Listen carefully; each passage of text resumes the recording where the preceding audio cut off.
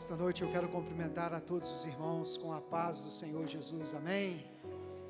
A presença de Deus é real no nosso meio. Ele está aqui entre nós. E aonde Ele está, há fartura de alegrias. E é por isso que esse ambiente está tão bom e agradável, porque o nosso Deus se faz presente. Eu quero convidá-los neste exato instante para que possamos abrir as nossas Bíblias no Evangelho segundo escreveu Lucas, capítulo de número 1. A versão que eu estou utilizando é a versão Almeida Revista e Corrigida, ARC. Se puder colocar esta versão aqui na tela, no telão. Confesso que eu estava com saudade dos irmãos, com muita saudade da igreja, como esta igreja é amada, como esta igreja é querida, como é bom estar aqui com os irmãos, louvando e exaltando o nome do Senhor. Amém? Evangelho segundo escreveu Lucas, capítulo de número 1, versículo de número 5. Quem achou, diga amém. A palavra do Senhor nos diz assim: existiu no tempo de Herodes, rei da Judéia, um sacerdote chamado Zacarias, da ordem de Abias, e cuja mulher era das filhas de Arão. O nome dela era Isabel. Eram ambos justos perante Deus. Eram ambos justos perante Deus, vivendo irrepreensivelmente em todos os mandamentos e preceitos do Senhor. E não tinham filhos, porque Isabel era estéril, e ambos eram avançados em idade. E aconteceu que, exercendo ele o sacerdócio diante de Deus, na ordem da sua turma, segundo o costume sacerdotal, coube-lhe em sorte entrar no templo do Senhor para oferecer o incenso. E toda a multidão do povo estava fora, orando, a hora do incenso. Então um anjo do Senhor lhe apareceu, posto em pé, à direita do altar do incenso, e Zacarias, vendo-o, turbou-se, e caiu temor sobre ele. Mas o anjo lhe disse: Zacarias, não temas, porque a tua oração foi ouvida, e Isabel, tua mulher, dará à luz um filho, e lhe porás o nome de João. Amém? Podei-vos assentar neste momento, meus irmãos. Eu queria te fazer uma pergunta, e eu queria que você pensasse sobre esta pergunta. Pense em uma bênção que você espera de Deus, em uma bênção que você tem buscado. Talvez você está há anos esperando esta bênção se concretizar na sua vida. Existem pessoas que estão há anos batalhando por isso. E o tempo vai passando. Hoje, você ainda acredita que esta bênção é possível de se realizar? No íntimo do seu coração, você acredita nisso? Nesta noite eu quero pregar sobre Zacarias, um homem desacreditado que não deixou de acreditar. As pessoas não acreditavam que fosse possível. As pessoas não acreditavam no ministério de Zacarias. As pessoas não acreditavam nele, mas ele não deixou de acreditar. É interessante que a história de Zacarias foi nos contada apenas no Evangelho de Lucas. Quando a gente abre os demais evangelhos, nós veremos que tanto Mateus, quanto Marcos e João, eles já introduzem a pregação de João Batista no cenário bíblico, sem apresentar as origens. Mateus, Marcos e João dizem: e apareceu um homem no deserto pregando. E esse homem se chamava João Batista. Eles descrevem o ministério de João Batista, mas não apresentam a sua história de origem. Lucas é o único entre os evangelhos canônicos que aborda a história deste homem. E é interessante que Lucas, ele escreve não como uma testemunha ocular, porque ele não foi discípulo de Jesus, ele não conhecia, ele não estava acompanhando os milagres de Jesus, ele não escreve como uma testemunha ocular, mas ele escreve como um investigador. Ele apresenta isso no início do seu evangelho. Ele diz lá no evangelho de Lucas, no capítulo 1, no versículo 1 em diante, que havendo muitas pessoas iniciado narrativas sobre a vida de Cristo, coube-lhe ele pesquisar a fim de escrever ao excelentíssimo Teófilo. E ele disse para Teófilo, na introdução do seu evangelho, que ele fez uma pesquisa para investigar se os fatos que estavam sendo contados, de fato eram verdadeiros. Lucas, ele escreve como um investigador. E no seu processo de pesquisa, quando ele começa a levantar as fontes a respeito de João, ele ouve as pessoas contando a história do nascimento de João, contando a história dos seus pais. E Lucas entende que essa história deve ser contada, que essa história não pode ser omitida. E ele começa no Evangelho de Lucas, no capítulo 1, no versículo 5, contando a história de Zacarias, pai de João Batista. Ele disse: existiu no tempo de Herodes. Diga comigo, tempo de Herodes. Esse não era um tempo fácil. Nós sabemos que Herodes era um homem mau. Ele era de origem idumeu, mas que tinha se convertido ao judaísmo, quando na verdade a sua conversão era uma espécie de encenação, na tentativa de angariar a popularidade dos judeus enquanto líder político. Então ele finge se converter ao judaísmo, mas na verdade a sua conversão era uma encenação. Ele estava dissimulando na sua fé, porque Herodes era um homem cruel, um homem ímpio, um homem mau. Este era um tempo difícil, porque se não bastasse o governo político de Judá, que vivia um processo conturbado, a vida religiosa da nação também estava cambaleante, porque os sacerdotes, eles haviam se corrompido.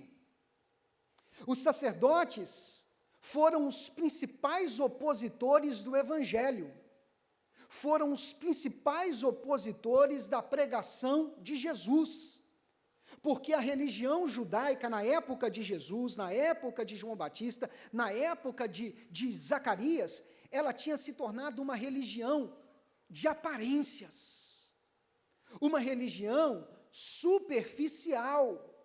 Os sacerdotes estavam mancomunados em vários esquemas políticos, religiosos. Eles queriam vantagens próprias para eles e ignoravam o clamor da nação, os pobres, os necessitados. E Jesus veio na contramão disso, indo aos pobres, aos necessitados, aqueles que de fato precisavam. Os sacerdotes, eles haviam se corrompido, tanto que João Batista, quando surge, ele é filho de sacerdote, ele é da linhagem sacerdotal, mas ele rompe com o sacerdotismo, porque ele prefere ser um profeta no deserto, pregando a palavra do Senhor. Mas Zacarias, seu pai, não rompe com o sacerdotismo. Ele era sacerdote.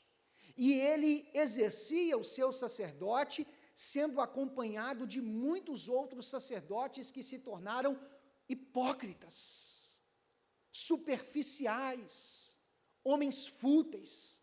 Se não bastasse isso, o povo judaico, eles atravessavam por um período de aproximadamente 400 anos de silêncio de voz profética inspirada para registrar o texto bíblico. Isso quer dizer que durante 400 anos aproximadamente, nenhum profeta foi inspirado por Deus para escrever um texto canônico.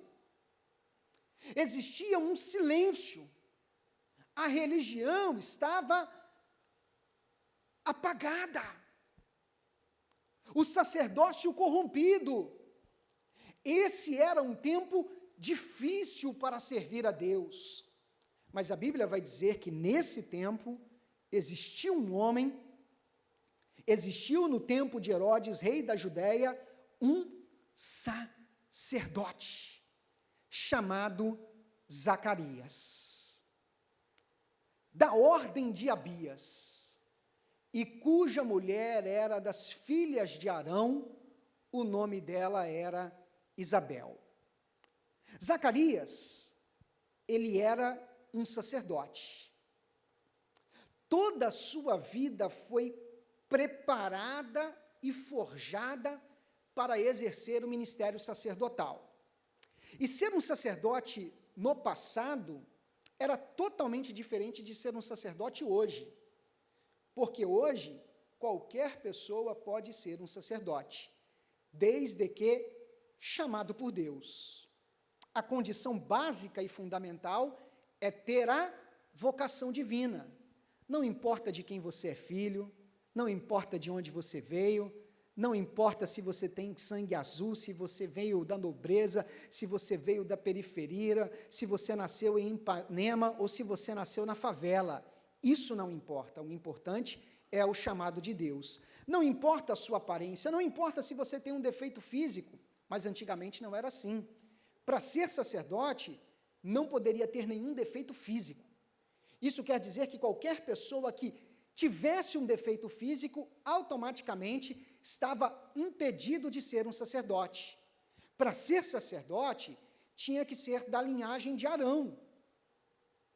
Tinha que ser descendente de Arão.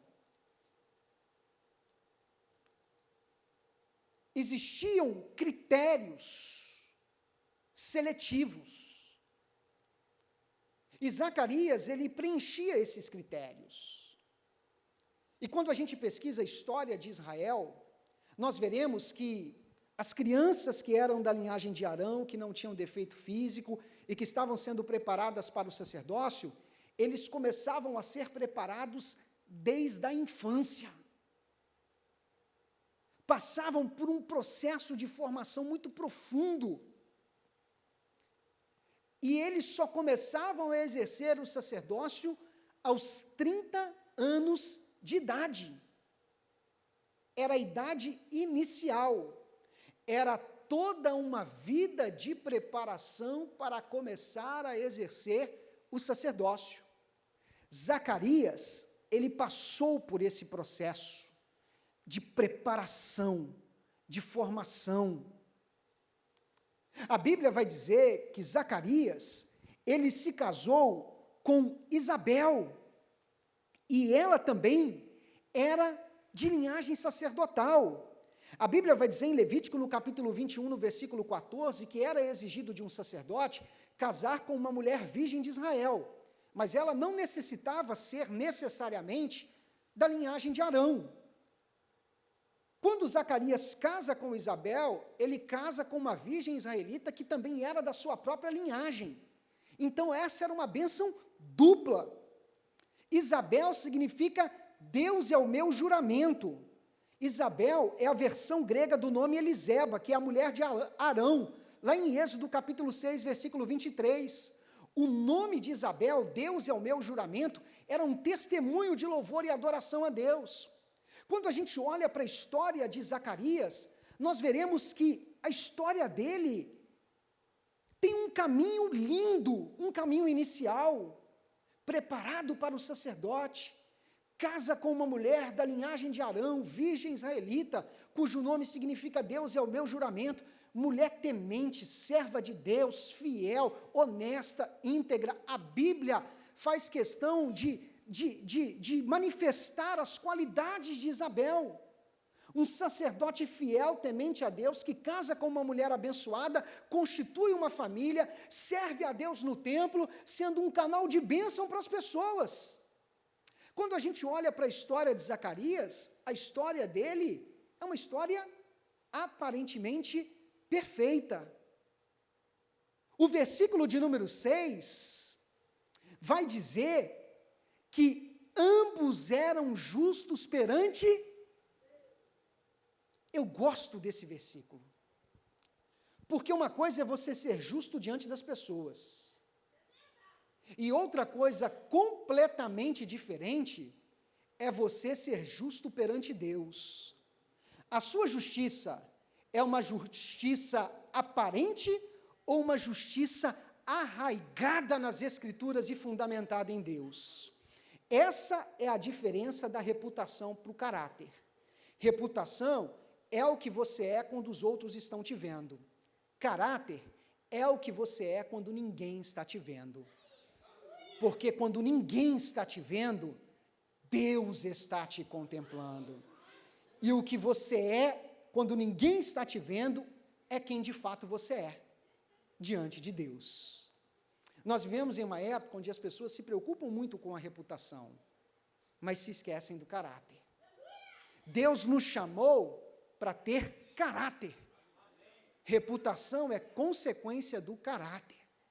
Mas nós estamos vivendo uma época onde muitas pessoas estão forjando uma reputação, dissimulando na sua fé. São como Naamãs, heróis fora de casa, mas leprosos dentro do lar. Na igreja é uma bênção, publicamente é uma bênção, quando está com a armadura de sacerdote, quando está com a armadura de pregador, quando está com a armadura de cantor, quando está com a armadura de profeta, mas quando chega em casa, tira a sua armadura, a lepra se manifesta diante da sua família. Deus nos chamou para ter caráter, não apenas reputação. A Bíblia vai dizer que Zacarias e Isabel, os dois, ambos, eram justos perante Deus. Como eu gosto desse versículo, irmãos. A reputação, ela pode ser uma encenação, o caráter não, é algo autêntico, verdadeiro. Quando a aprovação vem, a reputação não te sustenta na presença de Deus, mas é o caráter que te mantém firme. É por isso que tem muita gente se prostrando diante da luta, porque estava vivendo de fachada, de reputação. Deus não te chamou para viver de reputação, Deus te chamou para viver de caráter, para estar nutrindo a sua vida diretamente da palavra de Deus. Você está entendendo essa palavra nessa noite?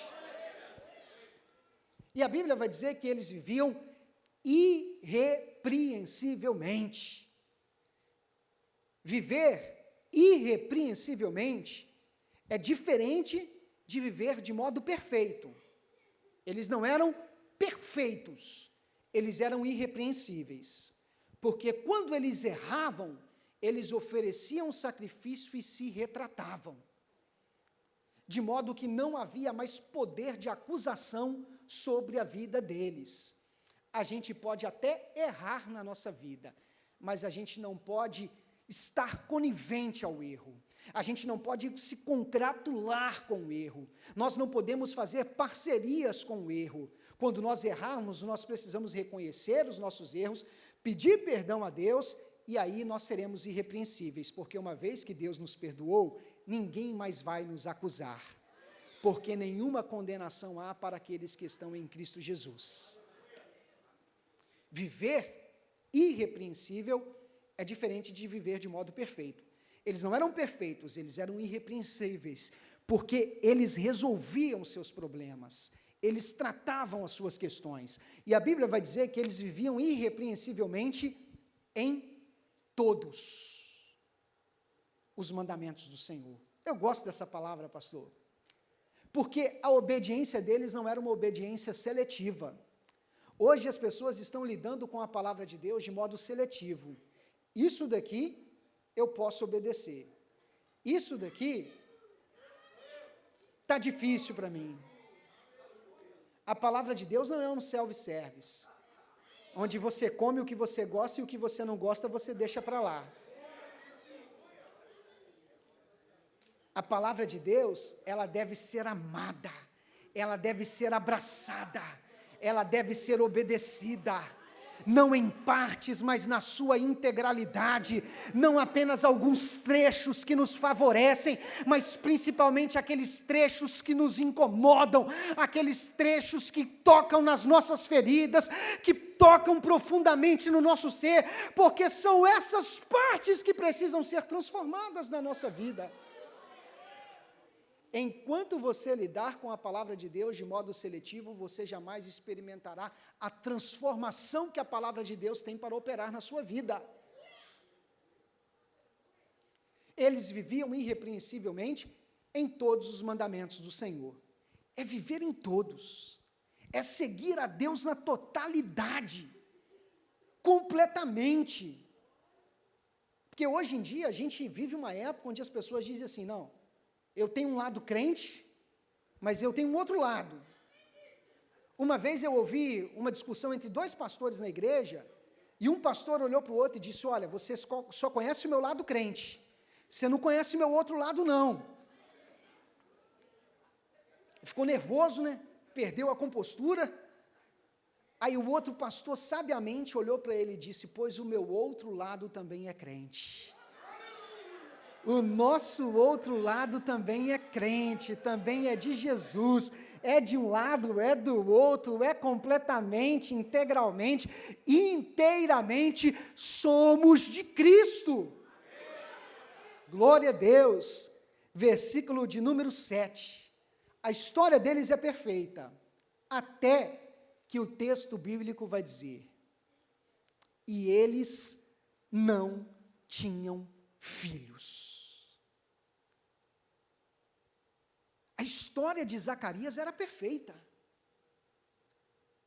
Zacarias é a referência de homem de Deus, fiel, temente, mesmo vivendo em um sacerdócio corrompido, mas ele permanece temente, mesmo vivendo no tempo de Herodes, um tempo difícil, ausência de voz profética, mas ele continua fiel. É uma história linda, até que o versículo 7 vai dizer, e não tinham filhos. O texto, ele deixa de contar as qualidades, as credenciais de Zacarias para agora introduzir-nos diante de sua aprovação. Porque até os grandes heróis de Deus passam lutas. Os grandes homens de Deus enfrentam provações. E Zacarias, ele estava enfrentando uma grande provação. Nós sabemos que a esterilidade era compreendida pelos judeus daquela época como uma maldição. Uma mulher que não podia gerar filhos era considerada uma mulher amaldiçoada por Deus, uma mulher sem a graça de Deus, sem o favor de Deus. A gente pensa que o peso só caía sobre a mulher, mas não. Esse peso também caía sobre o homem.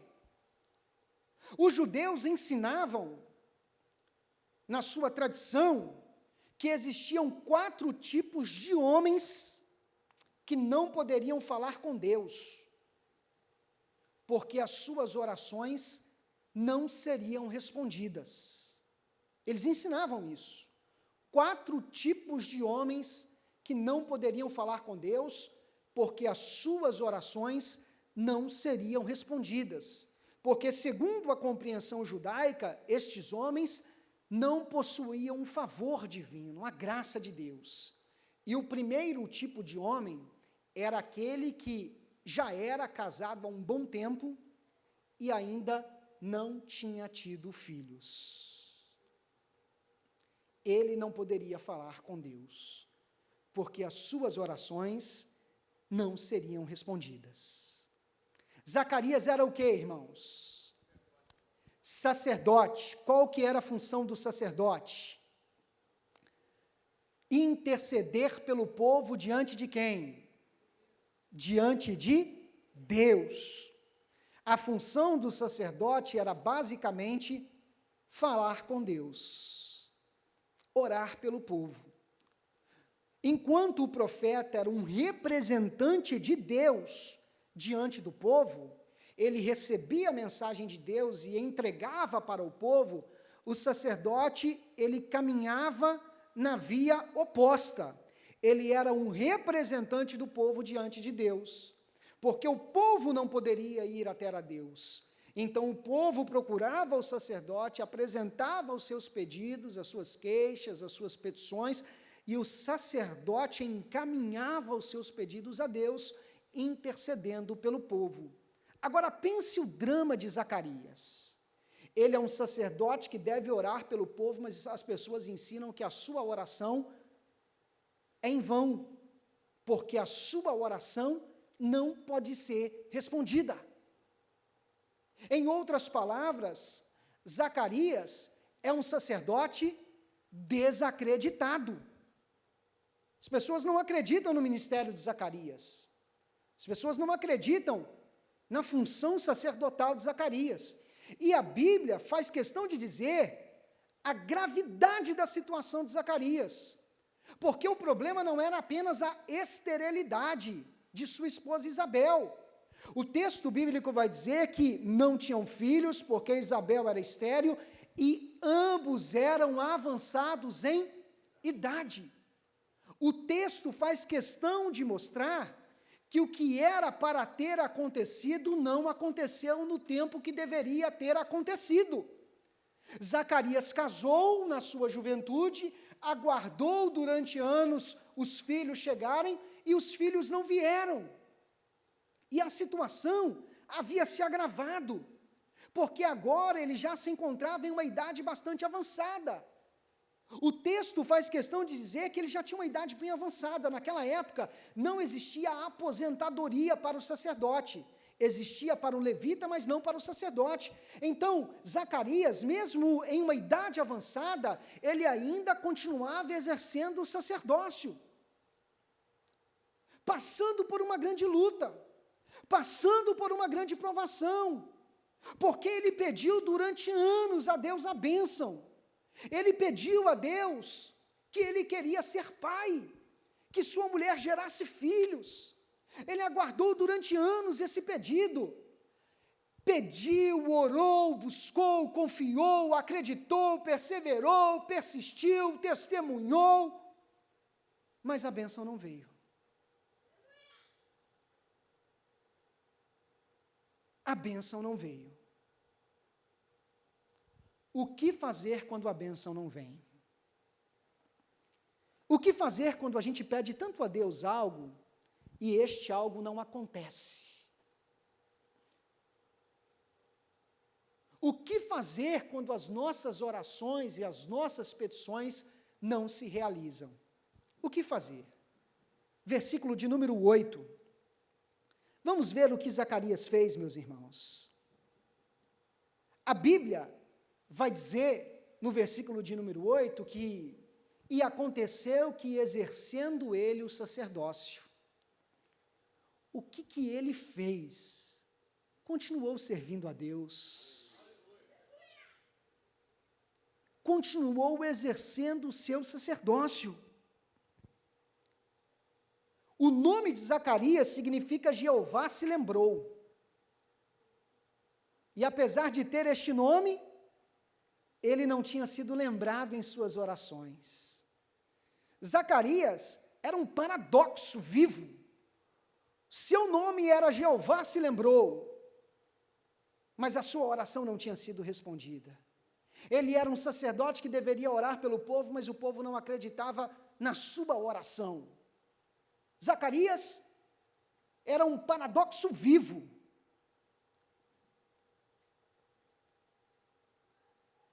Mesmo atravessando uma grande luta, mesmo atravessando uma grande provação, a Bíblia diz que ele continuou exercendo o sacerdócio.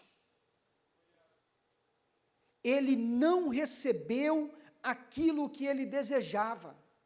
Na verdade, ele recebeu o que ele não merecia, porque ele era vítima de humilhação, de descrédito, ele era marginalizado pelos demais sacerdotes, ele era desacreditado pelas pessoas, ele não mereceu, ele não conseguiu experimentar aquilo que ele buscou, aquilo que ele tanto clamou a Deus. Ele não recebeu aquilo que ele desejava, mas recebeu aquilo que ele não merecia. Mas apesar disso, ele continuou exercendo o seu sacerdócio. E sabe por que ele continuou exercendo o seu sacerdócio? Porque a Bíblia diz que ele exercia o seu sacerdócio diante de quem? Quando você faz para os homens, você para quando você se torna desacreditado pelas pessoas. Quando você faz para as pessoas e você não recebe o louvor, o crédito, você para. Quando você faz para as pessoas esperando os lauréis humanos, você para. Quando você faz para as pessoas esperando as condecorações que a igreja pode te dar, que o mundo pode te dar, você para diante da provação. Mas quando você faz para Deus, você não para, porque a sua motivação é o Senhor, a sua causa originária, o seu fundamento, o seu propósito é fazer para Deus. E quem faz para Deus não para diante da prova, quem faz para Deus não para diante da tempestade, quem faz para Deus não para diante do descrédito humano, quem faz diante de Deus não para quando o desemprego vem, quem faz diante de Deus, quem serve ao Senhor de todo o coração, não para quando a luta chega, não para quando a tempestade se aproxima, pelo contrário, ele continua servindo a Deus, adorando ao Senhor, ele atravessa a tempestade, ele anda sobre o mar vermelho, ele enfrenta o gigante, mas ele não para.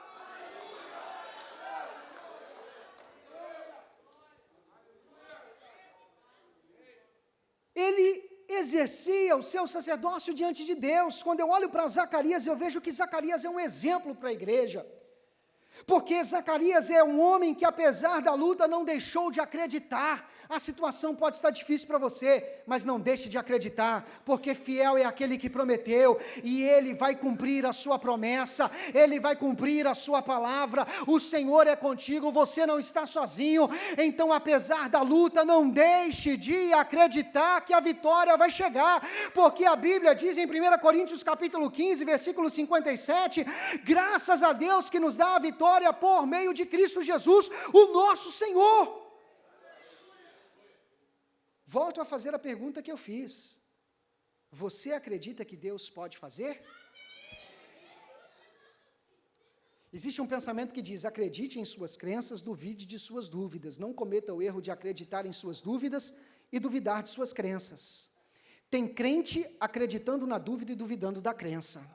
Zacarias não, era um homem convicto em sua fé. Seja convicto na sua fé, meu irmão. Não desanima diante da luta, não desanima diante da provação. Chegue em casa hoje e diz: na sua casa a situação pode estar difícil, mas vai mudar, porque eu não estou sozinho. O Senhor está comigo. É no tempo de Deus, não é no meu tempo. É na hora de Deus, não é na minha hora. Enquanto a bênção não chega, eu vou continuar exercendo a minha função de adorador, servindo ao Senhor, adorando em espírito e em verdade. A bênção vai chegar no tempo de Deus, é na hora de Deus, é Ele que programa. Eu não sei quando ela virá, enquanto ela não vem, eu vou continuar adorando.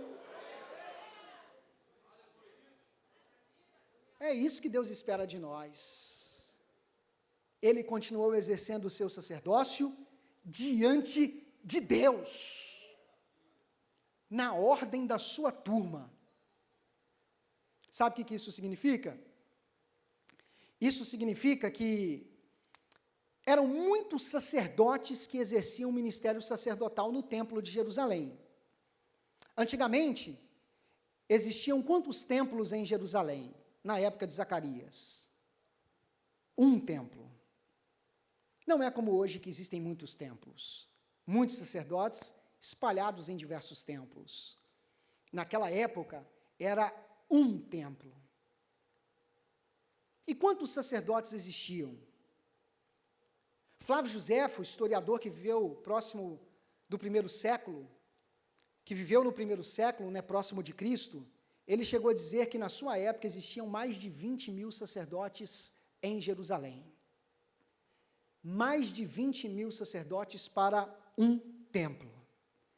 No tempo do rei Davi, ele já percebeu que o número de sacerdotes estava crescendo, estava se multiplicando. E a Bíblia vai dizer lá em primeiro livro de Crônicas, capítulo 24, versículo 10, que foi instituído 24 divisões, 24 turmas sacerdotais. E foi criada uma escala de serviço no Templo de Jerusalém. Existiam 24 turmas e uma escala de serviço. Quem é militar sabe bem o que eu vou dizer agora. Essa escala é a escala, o sonho de todo militar. Uma escala lotada de pessoas, não é 2 por 1, não é 3 por 1, não é 4 por 1, não é 5 por 1. É muita gente para pouco serviço. A Bíblia vai dizer, lá no livro de 1 Crônicas, capítulo 24, versículo 10, que foram instituídas divisões para a classe sacerdotal. 24 divisões. Cada divisão trabalhava no Templo de Jerusalém uma semana a cada semestre. Uma semana a cada semestre. Eram 2 semanas por ano. Uma semana no primeiro semestre, uma semana no segundo semestre. Se Flávio Josefo diz que eram mais de 20 mil sacerdotes, na época de Jesus, e se nós sabemos que eram 24 divisões, cada divisão tinha aproximadamente 1000 sacerdotes. 1000 sacerdotes numa divisão, para trabalharem apenas uma semana no semestre, no primeiro semestre, e mais uma semana no segundo semestre. Era a organização. Zacarias, ele está dentro de uma ordem. Ele serve a Deus, mas ele está debaixo de uma ordem. Eu gosto desse texto, porque Deus não é pretexto para Zacarias quebrar a ordem. Deus não é pretexto para Zacarias se insubordinar diante de uma ordem que havia sido instituída. Ele teme a Deus, ele serve a Deus, mas ele está na ordem da sua turma, porque hoje nós vemos muitos crentes que dizem, não, meu negócio é com Deus, não é com o homem. E aí quer desobedecer, quer bater de frente com a igreja, quer bater de frente com aquilo que foi instituído pelo próprio Deus. Mas Zacarias não, ele serve a Deus na ordem da sua turma. Próximo versículo, versículo de número 9, a Bíblia vai dizer que ele servia na ordem da sua turma segundo o costume sacerdotal. Ele está dentro da ordem, ele está dentro do costume. E a Bíblia vai dizer que coube-lhe em sorte entrar no templo do Senhor para oferecer um incenso. Esse versículo é o versículo principal do texto de Zacarias. O texto vai dizer que coube-lhe em sorte. Por quê? Porque era feito um sorteio para saber quem seria escalado para aquela função. Era feito um sorteio. E nós sabemos que naquela semana onde a divisão estava escalada, existiam algumas atividades que os sacerdotes cumpriam no Templo de Jerusalém. Eles realizavam algumas atividades, eram várias atividades, como, por exemplo, a limpeza do altar do holocausto pela manhã, ele preparava o braseiro, a oferta de sacrifícios, a limpeza do candelabro, do altar do incenso e a queima do incenso. Eram várias atividades e cada sacerdote era escalado para uma atividade. Mas a atividade principal era queimar o incenso. E segundo a tradição judaica, o Mishnah vai dizer que queimar um incenso era uma experiência que o sacerdote poderia fazer apenas uma vez em toda a sua vida. A partir do momento que ele realizava essa função, ele não poderia repeti-la. Ele era tirado desta escala e dava a oportunidade para outros sacerdotes viverem esta experiência. Zacarias é um homem avançado em idade. Ele começou a exercer o sacerdócio com quantos anos? 30 anos. Isso quer dizer que durante anos, ele aguardou como expectativa ser escolhido para exercer esta função. Mas ele não foi. Ele realizou outras atividades. Mas naquele dia, oh, aleluia, aleluia, aleluia, algo sobrenatural estava acontecendo naquele dia.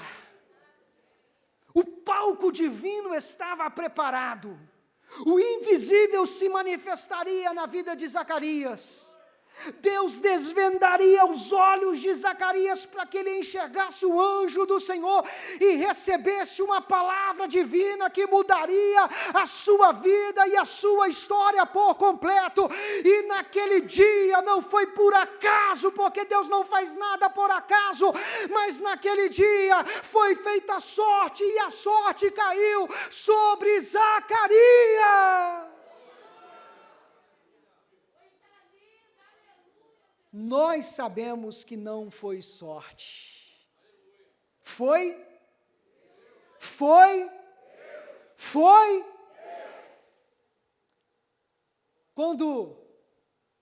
De vez em quando eu fico conversando com alguns comandantes na Praça d'Armas, como capelão, e outro dia o comandante me parou e me perguntou: capelão, como que faz para entrar na Marinha?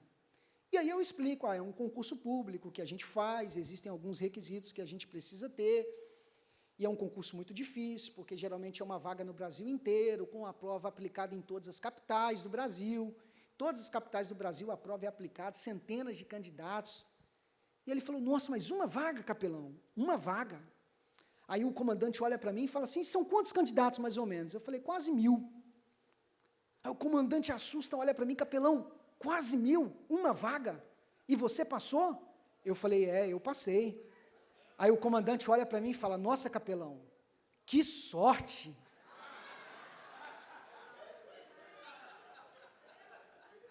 Aí o que eu respondo para ele?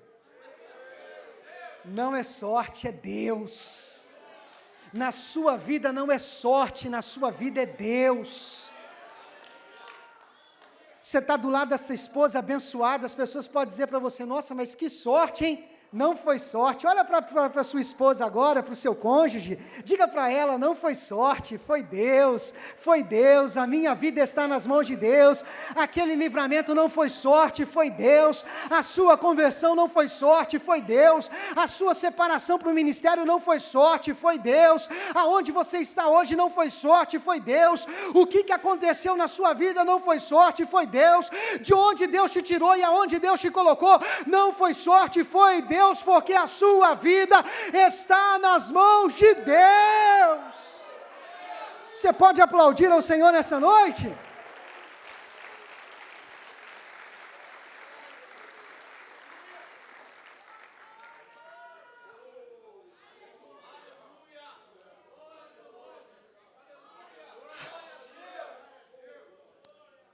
E a Bíblia vai dizer que coube-lhe por sorte oferecer o incenso, a atividade mais nobre, que Zacarias aguardou durante toda a sua vida.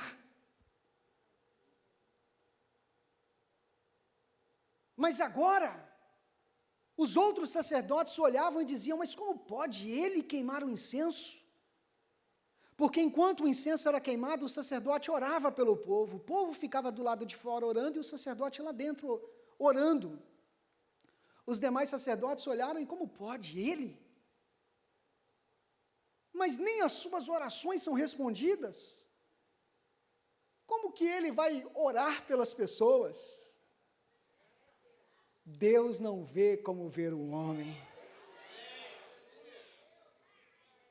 Zacarias era um homem fiel, um homem temente a Deus, um homem que apesar da luta não deixou de acreditar, um homem que não permitiu que os fracassos que ele obteve na sua vida mudassem a sua natureza e levassem-o a perder a sua fé, mas ele permaneceu convicto, servindo a Deus, adorando a Deus. Ele não abriu mão do seu chamado, apesar das lutas, apesar do descrédito, apesar das provações.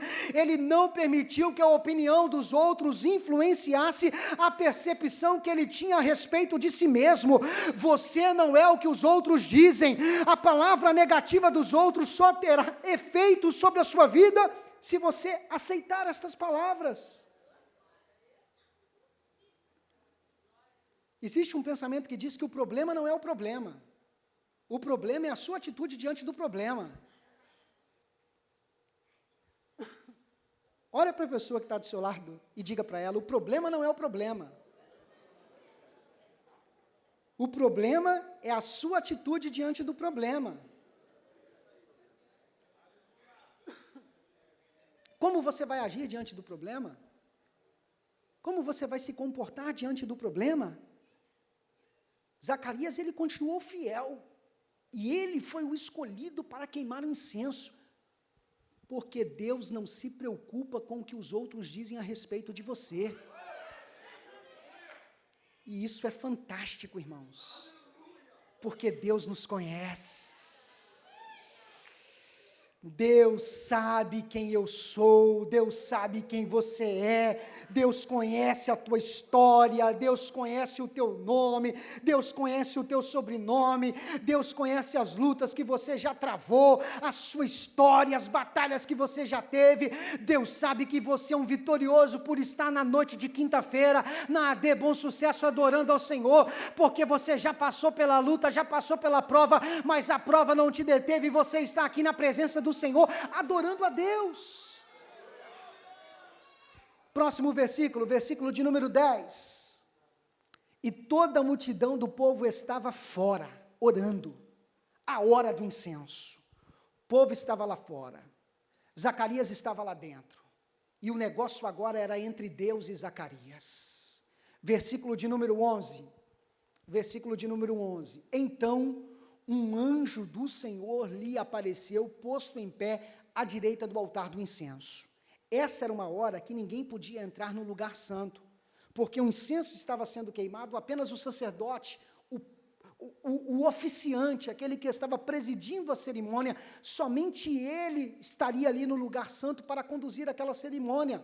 Era tocado o sino lá fora, ele ouvia e aí ele iniciava a queima do incenso.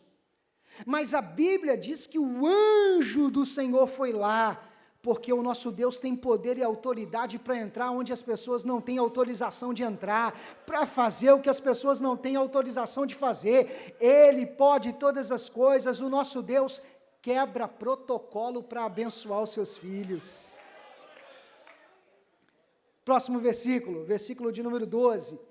E Zacarias vendo-o turbou-se, porque Zacarias sabia que tinha alguma coisa diferente que estava acontecendo. Aquilo dali não era normal, ninguém podia entrar naquele horário. E Zacarias turbou-se, veio o temor sobre ele, ele estava tentando entender o que estava acontecendo ali. Versículo de número 13. Mas o anjo do Senhor lhe disse: Zacarias, não temas. Antes do anjo liberar a palavra profética para Zacarias, primeiro ele disse: não temas. Porque para a palavra de Deus ser colocada no nosso coração, primeiro o medo precisa sair. O medo precisa ser removido. O medo é um péssimo matemático, porque ele embaça a nossa visão. Ele aumenta o tamanho do problema e diminui a probabilidade da vitória. Se você vem para o culto temendo o problema, temendo a luta, temendo a dificuldade, a palavra de Deus não vai conseguir penetrar no seu coração. Mas nesta noite Deus vai tirar o medo e vai semear a palavra. Deus vai tirar o temor e vai colocar a fé no seu coração, e você vai sair daqui fortalecido para a glória de Deus. E aí o anjo do Senhor disse: Zacarias, não temas, porque a tua oração foi ouvida. O que Zacarias estava fazendo naquele exato instante, irmãos? Ele estava orando. E o anjo do Senhor diz: a tua oração foi ouvida. Que oração é essa que o anjo está falando? A oração daquele momento ou a oração do passado? Vocês estão muito afiados, irmãos. Vocês estão muito ligados aí na palavra, hein? Não é a oração do momento, porque naquele momento Zacarias estava orando pelo povo, pela redenção de Israel. O sacerdote, ele jamais poderia se apropriar daquela função para orar por si. Ele deveria orar pelo povo. E Zacarias, como um legítimo sacerdote, ele estava orando pelo povo, mas enquanto ele orava pelo povo, Deus aparece para ele através do anjo do Senhor e diz: não temas, tua oração foi ouvida. Que oração é essa? A oração do passado. Sabe por quê? Porque Deus não esquece as palavras que você um dia disse para ele em oração. Deus não esquece as tuas palavras, Deus não esquece a tua oração, Deus não esquece as vezes que você acordou de madrugada para buscar a Deus, Deus não esquece as vezes que você subiu no monte para clamar, Deus não esquece as vezes que você, minha irmã, lavando a sua louça, você foi clamando, cantando, orando, chorando. Deus não esquece, meu irmão, dos momentos que você orou, dos momentos que você buscou. Cada lágrima derramada tem peso de glória diante de Deus. As suas orações não são desperdiçadas quando você fala com Deus. Por isso, nesta noite eu quero dizer: ore e não pare de orar, porque a sua oração é valiosa. Ore e não pare de orar, porque a oração pode fazer qualquer coisa que Deus pode fazer, e Deus pode todas as coisas. Então, por meio da oração, você pode todas as coisas em Deus, através da sua fé, através da sua confiança. A oração é o músculo, é o nervo delgado que move o músculo da onipotência. Quando você ora, Deus age. Quando você ora, Deus trabalha. Quando você ora, Deus manifesta a sua glória. Eu posso te dizer algo? Talvez Zacarias nem orava mais para ter filho, porque ele talvez pensou: não, meu tempo já passou, a minha vez já passou. Talvez nem Zacarias pedisse mais isso, mas Deus não esqueceu do que Zacarias um dia pediu. Diga comigo nessa noite: Deus não esquece daquilo que um dia eu pedi. Você pode glorificar a Deus por essa palavra? Talvez você esqueceu, mas a sua oração tem peso diante de Deus. Aplauda o nome do Senhor nesta noite.